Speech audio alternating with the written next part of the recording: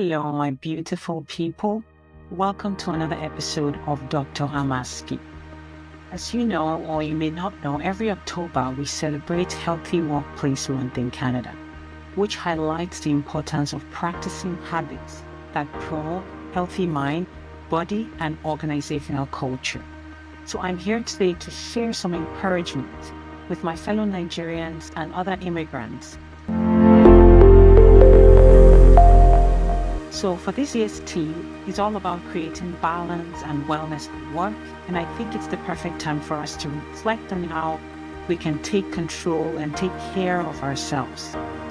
My dears, I know that the hustle is real, especially for immigrants, juggling jobs, family, and adjusting to life in a new country. But today, I want us to talk about how we can keep our health in check at work while still thriving. We'll break it down using this year's themes, which is the first week is social connectivity, second week is healthy sleep, third week positivity, and the fourth week is resilient workplaces. Whether you've been in Canada for years or you just landed, these are some tips that will actually help you to live a healthier and happier life while balancing your work. So let's start with the first tip today, which is social connectivity. What does this mean to you? What does this mean to you in your place of work and everywhere around you? So for starters, to me, or I'd say more like in Nigeria, we're used to having a close-knit community. Everyone looks out for each other. But in Canada, things can be different. People are often focused on their own work, and it's easy to feel isolated. And I know you can agree with me on that. But don't worry, you can still build connections. If you ask me, you can still build connections that will keep you grounded and happy. How can you do that? Number one, find your tribe at work. Even if you're the only Nigerian or the only immigrant at your job, don't be shy. Start conversations. You'd be surprised at how many people are also looking to connect. Join workplace social events or even ask your colleagues to lunch, just randomly. These little connections build a support system that can make work more enjoyable and less stressful. And I'm hoping that you can try this out. Number two that I want you to try out is seek out immigrant groups outside of work. So look for immigrant or Nigerian groups in your area. There is nothing like sharing stories and laughs with people who understand your experience. Whether it's through WhatsApp groups, community centers, faith-based organizations, having a social circle can help reduce your stress and boost your mood significantly. And that brings me to the third point here. The third point we're going to talk about is to be open to mentorship. Mentorship in Canadian workplaces, mentorship is highly valued. Don't hesitate to reach out to a colleague or a supervisor you respect for advice or guidance. Mentorship can really help you feel more connected and give you the support you need to grow in your career. So never be afraid to request for mentorship. The next point that we're highlighting today is healthy sleep, the need for prioritizing rest for productive work life. The truth is that many of us struggle with sleep.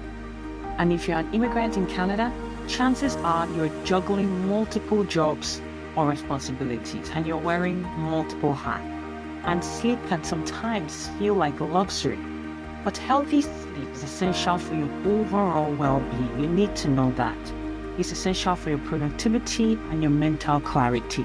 So how can you help to improve your sleep? I would suggest set a consistent sleep schedule. No matter how busy you are, try to create a consistent sleep routine. Aim for 7 to 8 hours a night. I know it's easier said than done, but trust me, when you get proper rest, you'll be more efficient during the day.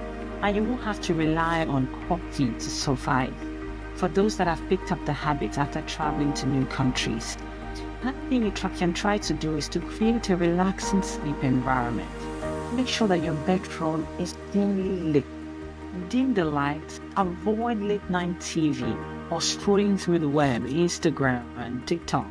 Consider playing some calming music or use essential oils.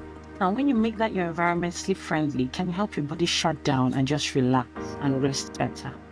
Another tip that can help you is don't overextend yourself, dear immigrant. I know that as an immigrant, especially Nigerians, we love to hustle, but sometimes it's okay to say no to extra work. If you're always pulling all nine-ters or staying up late to finish tasks, it can lead to what is called burnout. Know your limits and prioritize your health. You'll find that when you rest, you actually perform better. Your mood is lifted, your spirits are high, and you feel much better. The world has more courage, if you ask me. So moving on to the next week, with 3, we're talking about cultivating a positive mindset. This is all about positivity, manifesting, and having a positive overlook on life.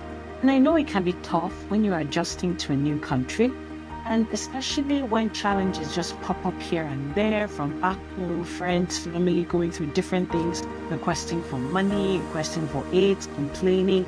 But on your own part, having a positive mindset can truly transform your experience, both at work and in your life.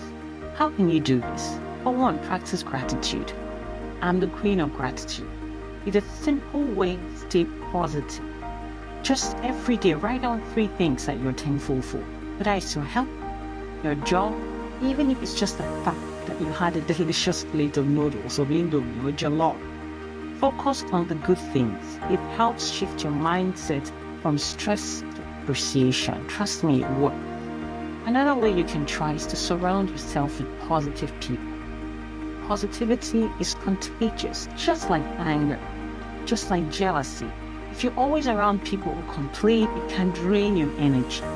Instead, try to spend time with co-workers or friends who are optimistic, people who encourage you, lift up your spirits.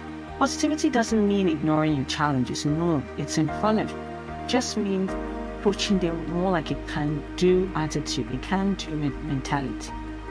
Another way is celebrate your small wins. Okay? Dance like no one's watched. Life as an immigrant can feel like a long journey, but don't forget to celebrate the small wins. Did you learn something new at work? Did you finally settle into your new apartment? Did you cook that perfect batch of puff?